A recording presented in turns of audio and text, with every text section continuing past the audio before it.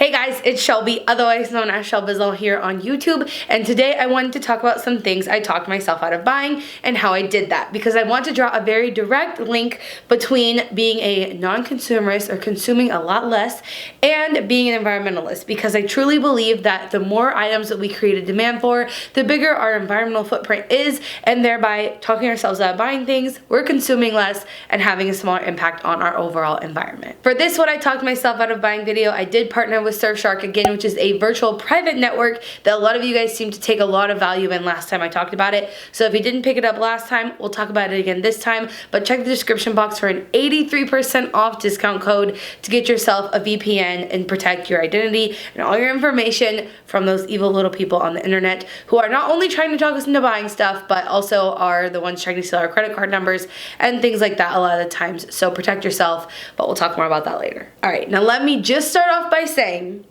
that I might have been talking about this too much. I haven't gotten any comments telling me it's been too much, but personally, I don't normally talk about things that are happening in my life until they're done, said and done, and I can talk about it. Like I told you guys, I've been working on the van for almost a year, and I just told you about it like last month. So the fact that I told you guys that we were working on buying a house right when we put an offer in on a house is a little weird to me. And if any of you guys have tried to buy a house before, you know the process is so freaking lengthy. Like, you put an offer in on it, but you're not gonna move in until like literally at least a month later. It's craziness to me, and I've mentioned it a few times already on this channel, even though we're not even nearing closing yet. And I'm just getting really, really amped up about being a homeowner, and of course that led me to being interested in buying furniture, decorating the space, all of those sort of things. And I definitely think that my perception of what you should and shouldn't buy, or what things do and don't matter, has shifted over the last, I guess I would say, like 6 months,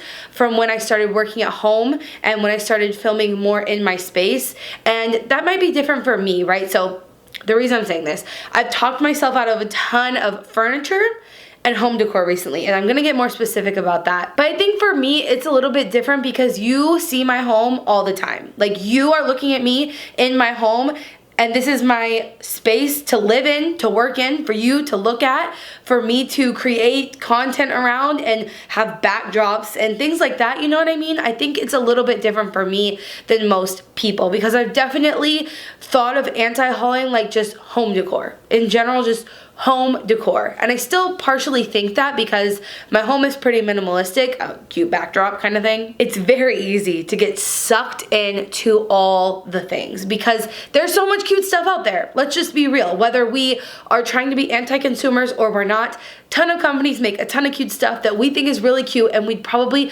love to have in our space. But realistically, when you think about it, you buy this and you buy that and you buy this and you buy that, and before you know it, your home is just filled with a bunch of stuff that isn't valuable to you. You know, that thing that you got really excited about at one point ends up in your home, and then months or years down the road, it just doesn't matter anymore. So I'm trying to be very, very, very particular about what I'm buying for my house, but I've had to talk myself out of so much stuff, you guys. Specifically, I've had to talk myself out of just about every single thing at World Market. World Market is my aesthetic. They have everything that I could ever want, and I'm not going to say that with the new house we're not going to buy anything new and that I'm not going to buy anything from World Market, but if I let myself, I could buy nearly every single thing in that store. But I haven't, because I've talked myself out of buying it. And that's just because I'm really trying to be so selective with what I bring into the house, because I want it to mean something. I don't want to just fill the living room with things that are cute but maybe don't go together or maybe aren't special. I want the living room to feel like a simple space that I can relax in, that I'm not constantly having to tidy or dust. I know that's going to be a thing again. When I live in a house, I'm going to have to dust things.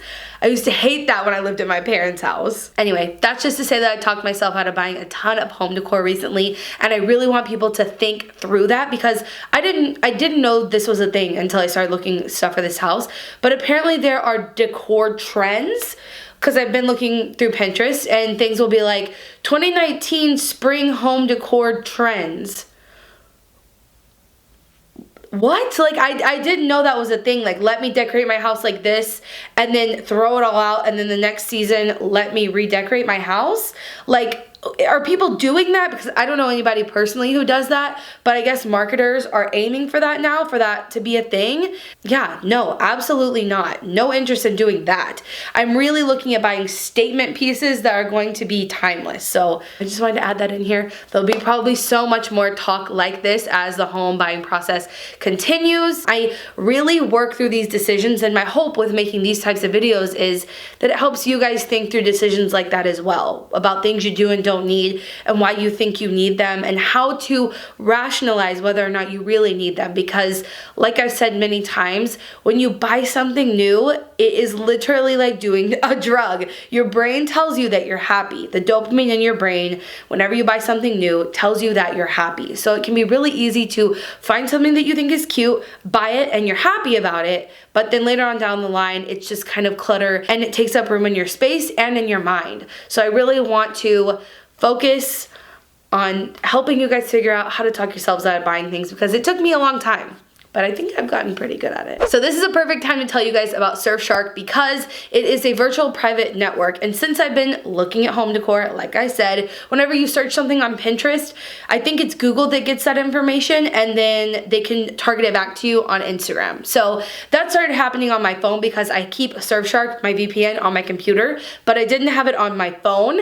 And then I started seeing so many ads full of so many things that were so beautiful, you guys, from rugs to tiles, to paint, to couches, to tables, just literally everything you could think of. Instagram was throwing it at me, and it was exactly my style. And then I would click it and be like, oh, maybe this will work. I'll have to ask Madison if we could buy this. I wonder if Madison would agree to buy this thing. And just spending so much time, honestly, shopping online, which is something that I've never done. So I went ahead and added Surfshark to my phone, and now my virtual private network is blocking anybody from being able to see my search history and what I'm searching for, and they cannot target ads to me. So virtual private networks are really good for things like that, making sure that they can't see your search history, so your information is protected and you won't get a ton of targeted ads like I was getting. But it's also really great for just protecting your information in general. Things like your credit card numbers, your search history, of course, your passwords, your emails, all those sort of things. VPNs and Surfshark can make sure that all that information stays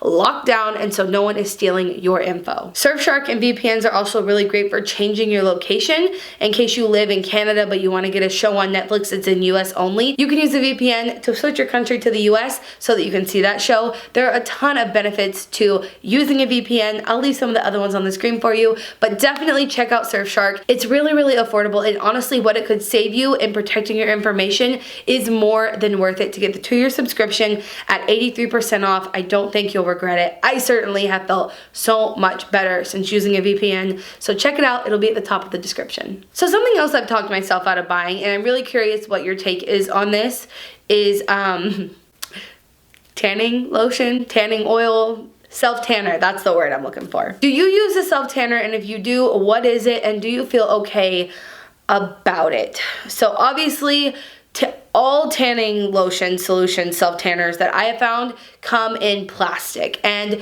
maybe this wouldn't have been such a hard decision to talk myself out of if anything came in like an aluminum tube, a glass tube, cardboard, some sort of package-free compostable option, but I haven't found any. The best thing I found was Eco-Tan, and I'm not really sure why they call themselves that. They are cruelty-free and vegan, and they have pretty good ingredients. I started to feel a little bit bad about myself a couple months ago because I felt like I was losing all of my color from winter, and I thought about purchasing some because I've heard about Eco-Tan for quite some time, but I talked myself out of buying it mostly due to the packaging and because I feel like whatever is in those ingredients probably isn't the best thing for the environment, but I wasn't able to find Eco-Tan on the Environmental Working Group's page to test the ingredients. So I decided all in all, it probably didn't make sense for me to buy SelfTanner, even if it is called Eco-Tan, although it looks very appealing and like luxurious and it would give me a beautiful glow, but I don't know, does that type of stuff really matter? Like, who do I care about seeing me more pale? Do I really care about that stuff? It's these sort of questions that I ask myself. Like, what is driving you to want to be tan? To have a self-tanner? What is driving that want in me? And I think that's a good thing to think about also when you're trying to talk yourself out of buying things. Are you buying that thing for you because you think it's really going to be of value to you? Or are you trying to like hold up appearances for someone else. I don't know, it's a little bit tricky, right? But going through this thought process has really helped me talk myself out of buying things, or at least rationalize with myself why I wanted to buy it in the first place. And if you're able to do that, I think it can really help you fight consumerism and be more of a minimalist, of course. I also talked myself out of buying a hanging chair. Do you guys know what I'm talking about?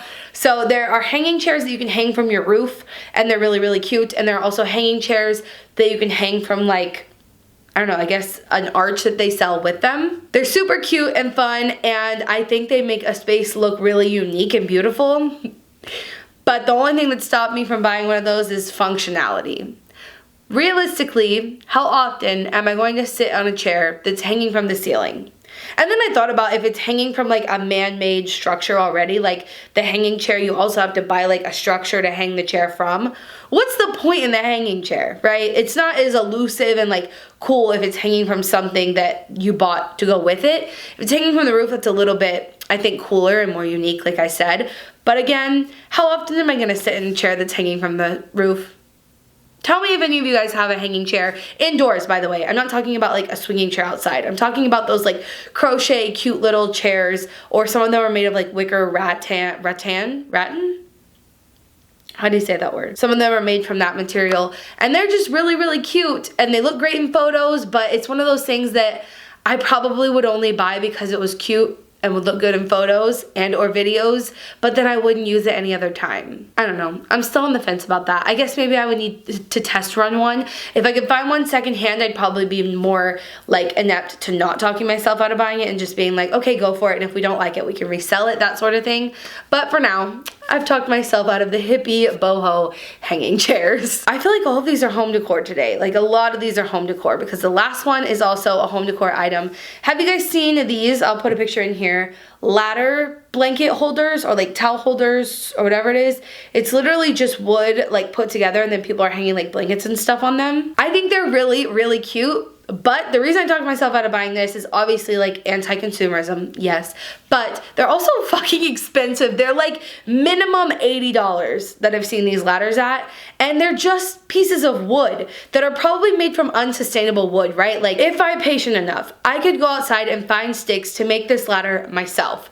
But these people probably found wood that was not sustainable, literally most likely cutting down trees to create that wood. So it's very unsustainable just how they would make it in general, and then just the production of it, and then selling it, everything that goes into that ladder to create it, when I could just be a little bit more patient and go outside and find the wood to make one myself. So here's the last little thing I wanted to say. All of the things that I talk myself out of buying, sometimes it is secondhand. Sometimes I just talk myself out of wanting to own it and bring it into my space, period. But some of these items, I really like them, but I feel like they're not desirable enough or valuable enough to justify buying it new, so I just talk myself out of buying it new. But if I were to find it secondhand, I might dabble in purchasing it. Does that make sense? So like if I found the ladder secondhand, like maybe I'd buy it.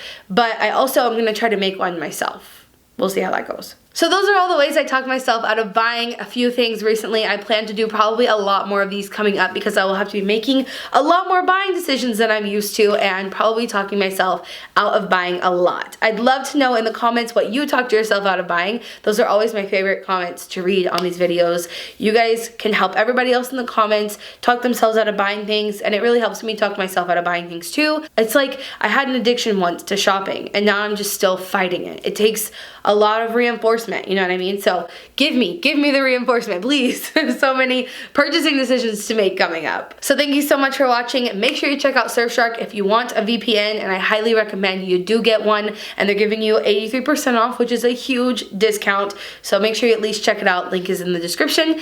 And remember, until next time, you cannot do all the good that the world needs, but the world needs all the good that you can do. Bye guys.